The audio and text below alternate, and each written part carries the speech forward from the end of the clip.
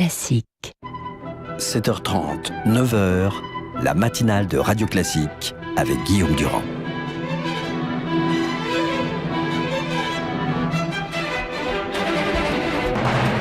L'invité politique sur Radio Classique et LCI. Ravi de vous retrouver. Nous allons tenter de tirer donc les conclusions de ce premier tour départemental avec Bruno Le Maire, qui est l'un des ténors de l'UMP. Bonjour, bienvenue sur l'antenne de Radio Classique et sur celle de LCI. D'abord, pour vous, qui est le vainqueur ce matin ? C'est assez compliqué, évidemment. L'UMP et l'UDI sont en tête, le Front National est conforté, avec aux alentours de 25%, le PS dégringole avec ses alliés. Mais à titre personnel, qui est vainqueur de cette affaire ? Moi, je crois que c'est une belle victoire pour notre famille politique, pour la droite. Ça prouve que la droite a le vent en poupe dans notre pays. C'est la poursuite de la reconquête territoriale qui a commencé en mars 2014 avec de formidables résultats aux élections municipales.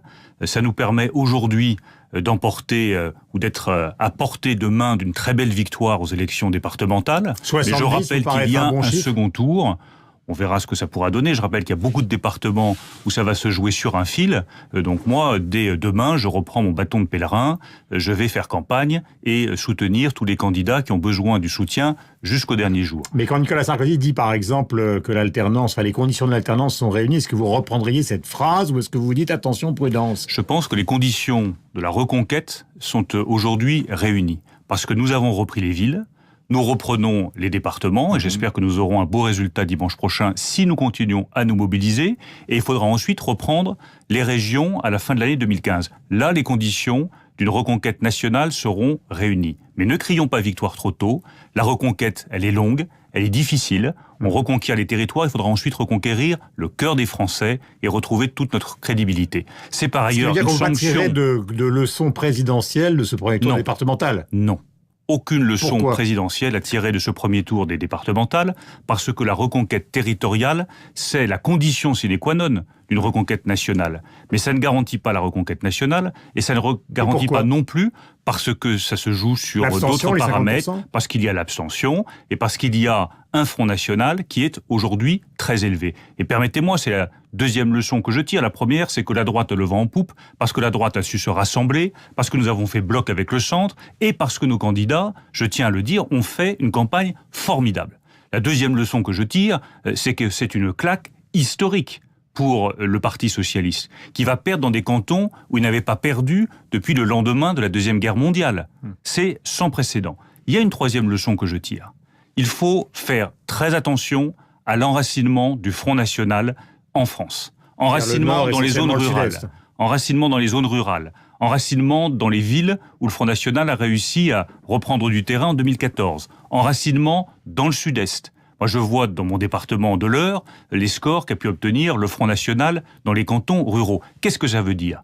C'est que la droite doit impérativement apporter des réponses concrètes au sentiment d'abandon de beaucoup de nos électeurs et de beaucoup de Français qui habitent dans ces zones rurales, qui ont le sentiment qu'en matière de sécurité, ils sont maltraités. De petite délinquance, on ne leur apporte pas de réponse immédiate. Accès au haut débit, ils n'y ont pas droit, alors que les habitants des grandes villes y ont droit. Accès aux soins. On débat aujourd'hui du tiers payant généralisé. C'est pas ça le sujet. Le sujet n'est pas faire baisser le prix des soins. Le sujet, c'est que chaque Français, y compris dans les cantons ruraux, ait un accès rapide aux soins, alors qu'aujourd'hui, certains attendent 5, 6, 7 mois avant d'avoir un rendez-vous chez le médecin.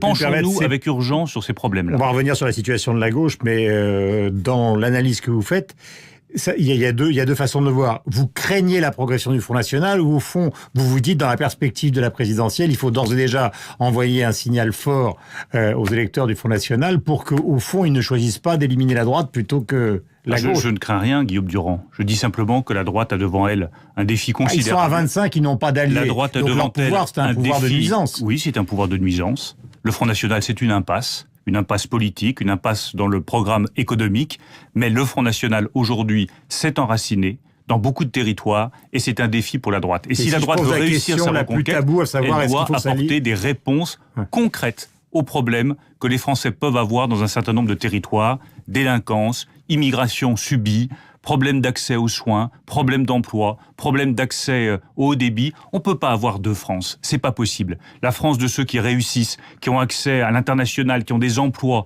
qui ont des services publics disponibles, modernes, et puis une autre France qui est reléguée, abandonnée, donc méprisée. C'est un appel à faire revenir les électeurs du Front National oui, dans le giron c'est un de appel l'UMP à ce que la droite et le centre, de l'UDI, qui sont fortes, qui sont aujourd'hui le seul rempart face au Front National, se penchent dès le lendemain des élections cantonales vers les sujets de préoccupation de tous ceux qui ont le sentiment d'être aujourd'hui méprisés et abandonnés par la classe politique. Ce matin, chez nos confrères RTL, Manuel Valls a repris l'argument de la faute morale qui serait la vôtre, concernant justement... Il ne vous reste que la morale quand vous subissez une défaite politique aussi cinglante.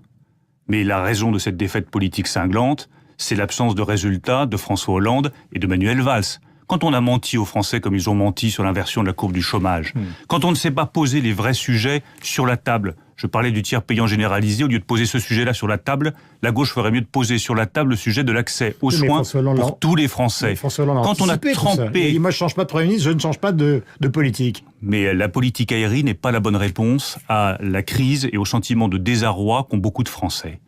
François Hollande aujourd'hui plane, ne voit plus la réalité, ne comprend pas ce qui se passe dans certains territoires ruraux français, ne voit pas à quel point sa politique crée de la misère chez beaucoup de gens, de l'inquiétude, de l'angoisse.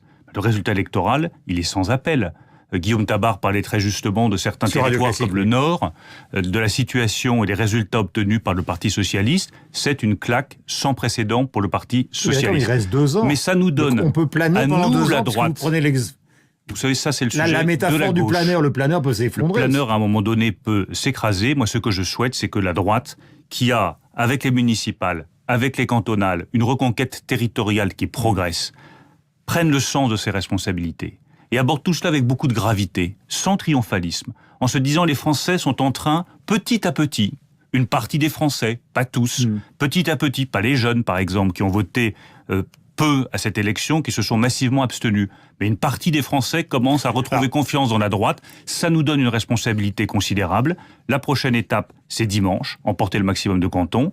La suivante, ce sont les élections régionales. Et ensuite, il faudra proposer un espoir pour les Français. Quand Marine Le Pen, question brève, dit que Valls parte, elle a raison ou pas ? Non, c'est pas du tout la réponse. Mais alors, en même temps, c'est contradictoire à ce que vous venez de dire, parce que vous dites qu'il plane complètement, il ne change rien, et en même temps, elle aurait... Le vrai changement, mais François Hollande a changé des noms, il a changé des postes, il a changé des ministres, mais il n'a jamais changé. Mais il a jamais changé de politique. Et c'est bien le drame. Mais il va y avoir Moi, ce que je demande à François Hollande, c'est pas de remanier, c'est pas de mettre un nom à la place d'un autre, c'est pas de bouger un domino pour mettre un autre domino à la place. Ce que je lui demande, c'est de comprendre que sa politique est en situation mais il a déjà dit qu'il n'en changerait pas. D'échec complet. Et qu'il est peut-être temps qu'il prenne les mesures nécessaires sur les retraites, sur le code du travail, sur le soutien en PME, sur l'accès aux soins pour tous les Français, qui donneront enfin des résultats et qui nous permettront d'avoir un pays qui se porte mieux. Vous savez parfaitement bien que son raisonnement politique correspond justement à l'analyse cyclique de l'évolution de l'économie. En fait, tout son raisonnement politique,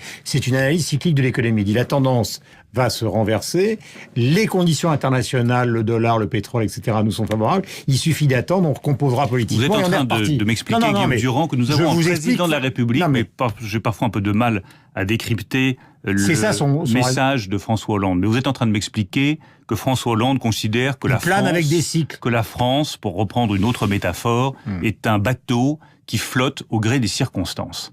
Eh bien, moi, j'aimerais avoir un chef de l'État qui ne navigue pas au gré des circonstances, mais qui fixe un cap, qui le tient et qui permet à la France de sortir plus forte de la crise actuelle. Une France qui ne subit pas. Question concernant l'UMP, est-ce que vous avez le sentiment, puisque vous avez beaucoup dit que vous alliez réfléchir à une présence aux primaires, est-ce que vous avez le sentiment que ce qui s'est passé au premier tour et ce qui se passera au second tour va donner un avantage définitif à Nicolas Sarkozy pour des raisons institutionnelles, c'est-à-dire qu'il est le patron de l'opposition en titre ? Je pense, Guillaume Durand, que ça donne un avantage important, pas décisif, mais important, à la droite dans son ensemble, à la droite rassemblée. Cette victoire, c'est une victoire collective. C'est la victoire de nos candidats. C'est la victoire de nos électeurs qui se sont déplacés en masse. C'est la victoire de tous ceux qui ont fait campagne, au premier rang desquels Nicolas Sarkozy, président de l'UMP. Moi, vous savez, ce matin, je suis heureux, parce que je suis toujours heureux quand ma famille politique gagne, quand nous emportons des succès, quand je vois que nos candidats, nos amis, ceux que j'ai rencontrés et croisés obtiennent de bons résultats. Et Nicolas Sarkozy, comme président de l'UMP, bien sûr qu'il a pris toute sa part dans cette victoire, mais ça reste une victoire collective. Elle reste à confirmer dimanche, et je tire à nouveau la sonnette d'alarme.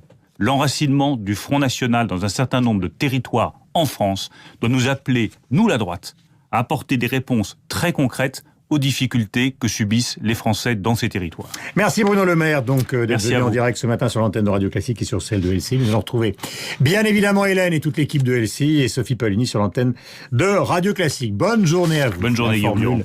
Et rémanente mais sincère, c'est important.